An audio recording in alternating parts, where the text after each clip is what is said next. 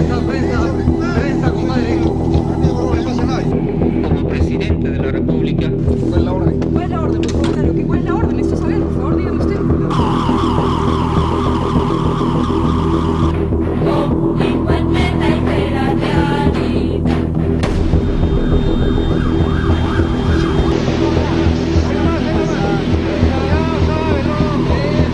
Hola, somos Rodrigo Garay, Leiter Médico, Ariana Vila y quien les habla, Brunella Mesarina. Somos del curso de Temas de Historia del Perú y hoy les vamos a hablar sobre el terrorismo del siglo XX. Entre 1980 y el 2000, el Perú vivió el conflicto armado interno más violento de su historia. Según la Comisión de la Salud y Reconciliación, este periodo dejó alrededor de 62.280 víctimas, entre muertos y desaparecidos, afectando principalmente a comunidades rurales quechohablantes. La CBR explica que factores como la desigualdad, el abandono estatal y la discriminación estructural permitieron que grupos como Sendero Luminoso se expandieran. Este contexto marcó profundamente la vida social, política y emocional del país.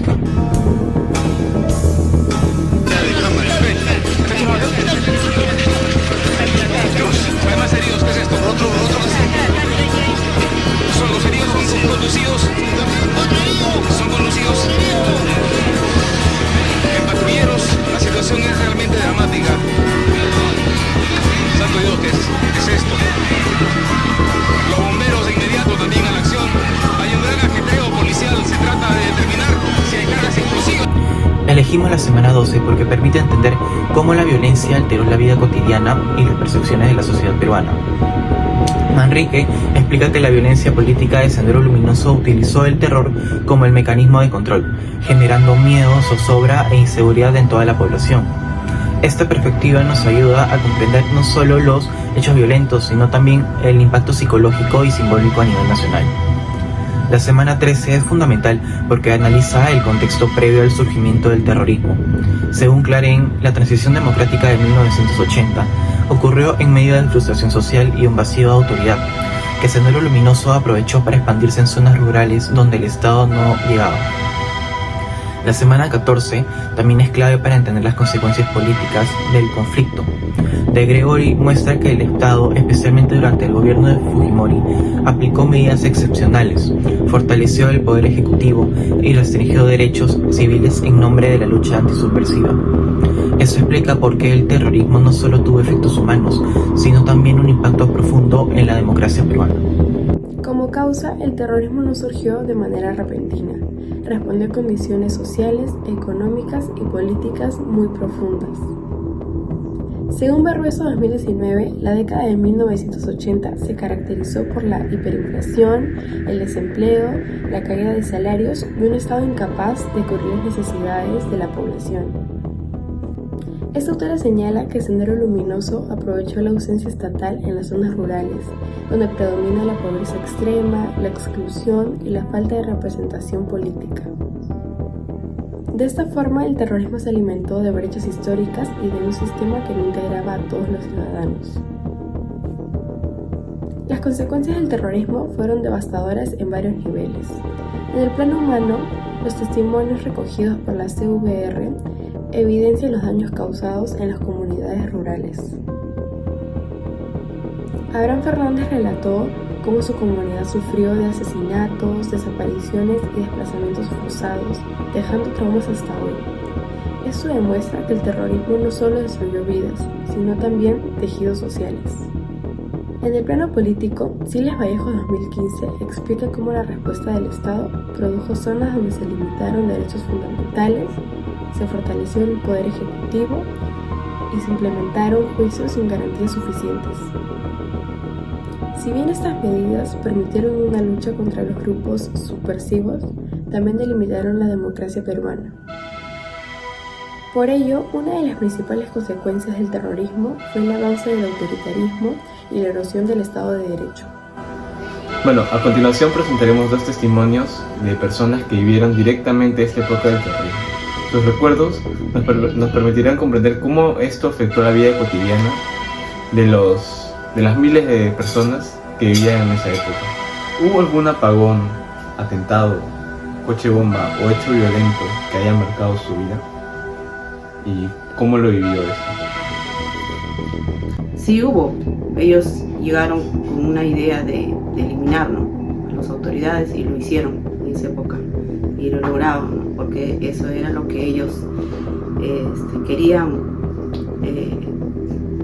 desaparecer a la gente, a las autoridades.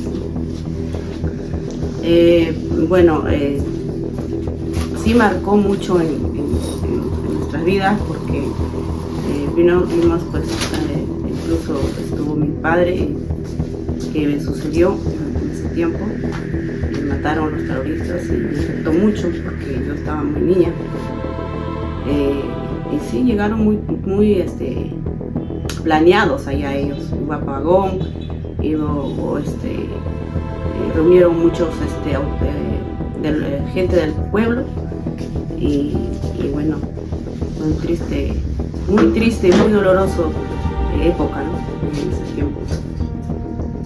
Este fue el testimonio de uno de nuestros testigos de aquella época y a continuación pasaremos con el siguiente testigo.